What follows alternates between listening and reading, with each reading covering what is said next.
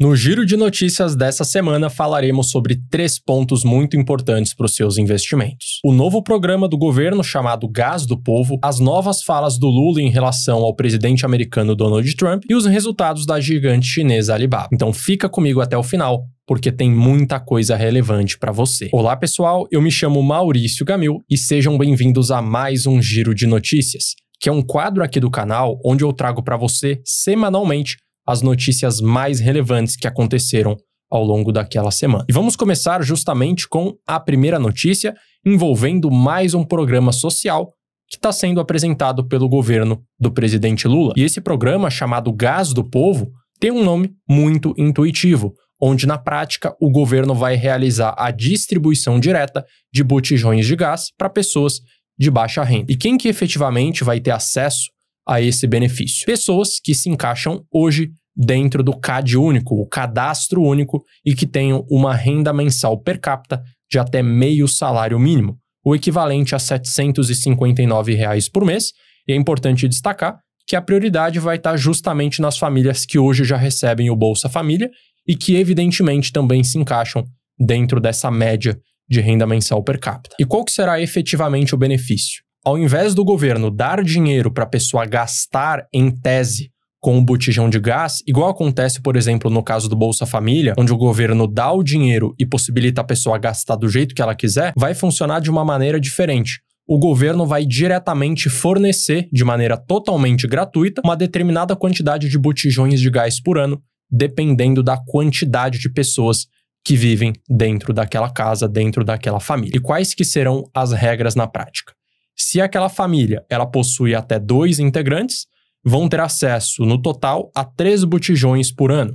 Uma família com 3 integrantes vai ter acesso a até 4 botijões e até 6 botijões anuais para famílias com 4 ou mais membros. E teoricamente é mais vantajoso para o governo distribuir diretamente os botijões do que dar o dinheiro, na prática, para o bolso da pessoa. Por quê? Se o governo tivesse que dar o dinheiro para a pessoa, eles teriam que desembolsar 130, 140, 150 reais por botijão e a pessoa teria a opção de, por exemplo, gastar com outra coisa e mesmo se ela gastasse com o botijão, o custo para o governo seria muito alto. Ao invés disso, o que ele vai fazer? Ele vai justamente dar diretamente o botijão em tese a preço de custo, ou seja, o custo para o governo no final das contas, através dessa maneira de distribuição, vai ser muito menor. E qual que é o tamanho, qual que é o impacto desse benefício? Quantas pessoas vão conseguir ter acesso ao programa Gás do Povo? A estimativa é que 15,5 milhões de famílias vão ter acesso a esse benefício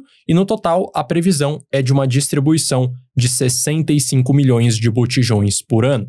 E tudo isso vai ter início a partir do dia 30 de outubro desse ano. E quais que são os impactos efetivos dessa medida do governo Lula? O primeiro deles, e o mais óbvio, é o custo financeiro. Então nós teremos uma despesa entre 5 a 6 bilhões de reais por ano. É claro que não é um custo pequeno, mas é muito menor do que se o governo tivesse, como eu falei, distribuído o valor para a pessoa comprar aquele botijão. E se essas pessoas, por exemplo, já compravam o botijão tirando do próprio bolso delas, agora vai sobrar mais dinheiro na conta delas para gastar com outras coisas, por exemplo, com mais alimentação ou simplesmente gastar com coisas que não têm muita utilidade, como é o caso, por exemplo, das apostas esportivas. Se você não tem ciência desse dado, um percentual enorme das pessoas que recebem Bolsa Família gastam dinheiro, por exemplo, com apostas. Então, na prática, o dinheiro que vai sobrar na conta delas não necessariamente vai ser utilizado da melhor maneira. Além disso, tem um ponto que é muito negativo em relação a esse programa e qualquer programa social envolvendo o nosso país, que na prática ele não oferece uma porta de saída. Então, o governo ele simplesmente cria cada vez mais programas sociais,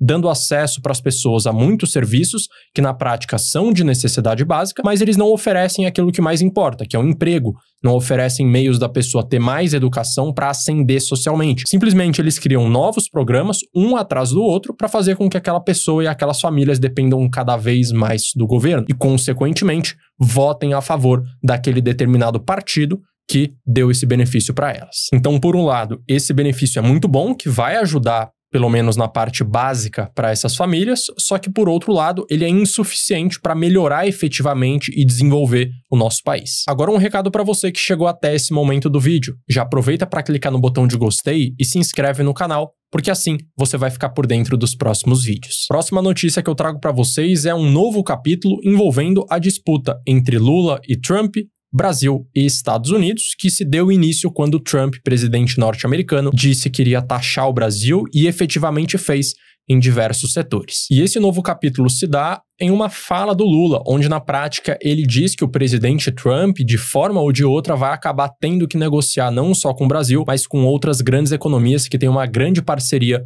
com os norte-americanos, e vamos às aspas de fato ao que o Lula falou.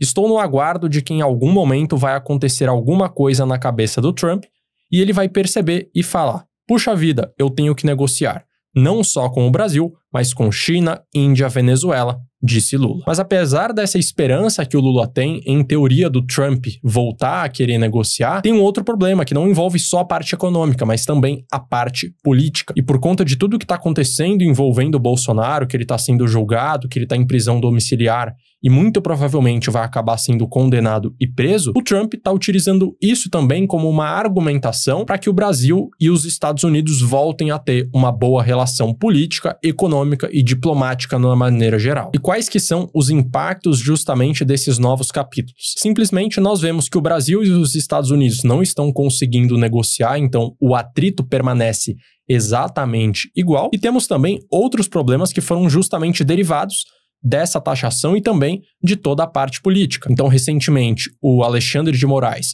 foi sancionado através da Lei Magnitsky, algo que afeta principalmente o setor bancário brasileiro. Porque se o Moraes tem conta num banco aqui no Brasil que também opera nos Estados Unidos, esse banco pode ter as suas operações totalmente congeladas lá nos Estados Unidos. Então, esse é um ponto de bastante risco, principalmente atrelado aos bancos estatais, como, por exemplo, o Banco do Brasil. Além disso, surgiu uma especulação semanas atrás de que o ministro Luiz Barroso ele estava querendo renunciar ao STF para não correr o risco de ser sancionado pela Lei Magnitsky, porque, de acordo com fontes, ele tem dinheiro nos Estados Unidos, em contas bancárias no exterior, e também ele tem imóveis nos Estados Unidos. E se ele for sancionado também pela Lei Magnitsky, ele vai simplesmente perder o acesso a todos esses bens. Então, se você estava esperando uma solução rápida para esse problema, não é isso que a gente está vendo na prática. Saindo agora do espectro político e voltando para a parte econômica, para a parte dos investimentos, qual que é o impacto para você, que é investidor aqui no Brasil? Primeiramente, se você investe em uma empresa que vende muito para os Estados Unidos,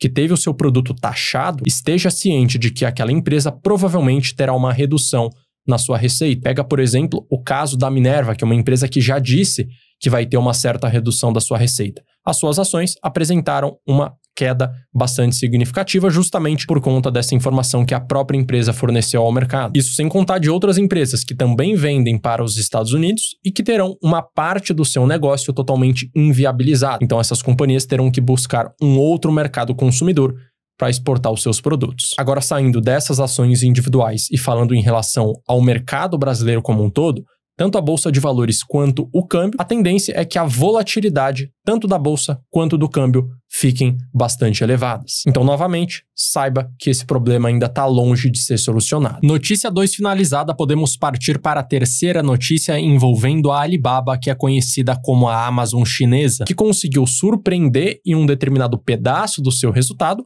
mas acabou decepcionando num outro pedaço, e a gente vai entender em qual dos segmentos a empresa se deu bem ou se deu mal, olhando justamente para o seu histórico de receita por cada um dos seus segmentos.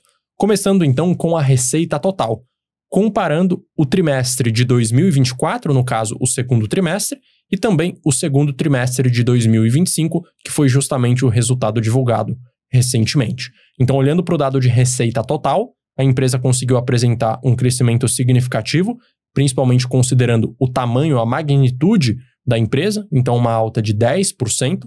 Olhando agora para a receita no e-commerce, que aí sim foi o segmento que a empresa decepcionou. Não porque ela não cresceu, porque como você pode estar vendo, ela teve uma alta na receita no e-commerce de 10%, mas porque o mercado esperava um crescimento ainda maior. E sempre que uma empresa cresce, mas menos do que o esperado, os investidores acabam ficando desapontados e geralmente as suas ações apresentam desvalorização. Contudo, apesar de um resultado negativo envolvendo o segmento de e-commerce, nós temos um resultado muito positivo envolvendo a parte de cloud e também de inteligência artificial. Então a gente percebe que cada vez mais a Alibaba está se parecendo com a Amazon. Então a Amazon, assim como a Alibaba, tem uma receita muito grande vinda do varejo, da venda dos seus produtos online através do seu e-commerce. Por outro lado, essa receita não é capaz de converter tanto desse dinheiro em lucro, porque é um negócio que tem uma margem de lucro muito pequena. E onde que está o lucro dessas empresas? Justamente na parte de cloud, de armazenamento em nuvem e também na parte de inteligência artificial, algo que a Alibaba conseguiu surpreender positivamente. Então nós temos um crescimento desse segmento na empresa de 26% de um ano para o outro, sempre em relação ao segundo trimestre de 2025.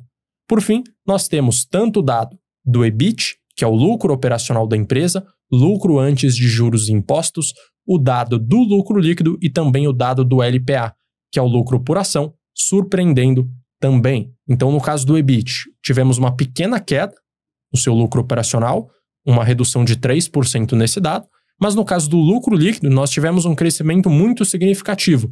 E é importante destacar que todos esses dados estão na moeda chinesa, então esses dados não estão em real e muito menos em dólar. Então nós tivemos uma alta do seu lucro líquido de 24 bilhões da moeda chinesa para 42 bilhões, um crescimento de 76%. E o mesmo acabou acontecendo no dado do lucro por ação, que é inclusive um dado até mais importante, pensando em você, acionista pequeno investidor, uma alta de 82% nesse dado. E no geral, apesar da empresa ter surpreendido negativamente no segmento de e-commerce, ela surpreendeu positivamente na parte de inteligência artificial e do cloud, fazendo com que a sua ação apresentasse uma alta valorização nessas últimas semanas, nesses últimos dias, como você pode estar vendo.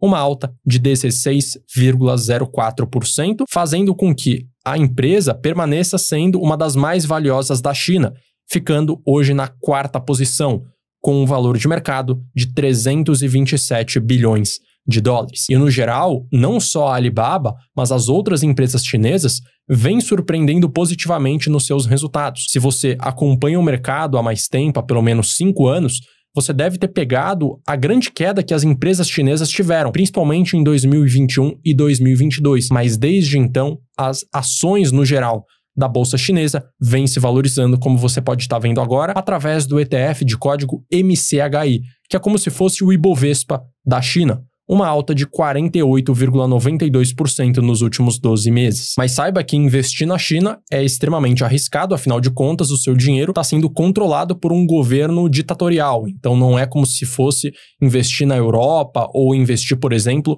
nos Estados Unidos. E sempre que sai algum tipo de notícia um tanto quanto duvidosa envolvendo a China, a bolsa chinesa acaba apresentando uma grande queda em dólar e, portanto, se você colocar uma parte muito grande do seu patrimônio na bolsa chinesa, mesmo que as empresas sejam muito boas, você pode acabar tendo uma volatilidade muito acima do esperado. Então esse foi o giro de notícias dessa semana. Se você gostou do vídeo, curte, se inscreve e ative o sino, para sempre que sair um vídeo por aqui você ficar informado. E eu vou deixar na tela também um outro conteúdo recomendado para você saber o próximo vídeo a ser assistido. Um grande abraço e até a próxima.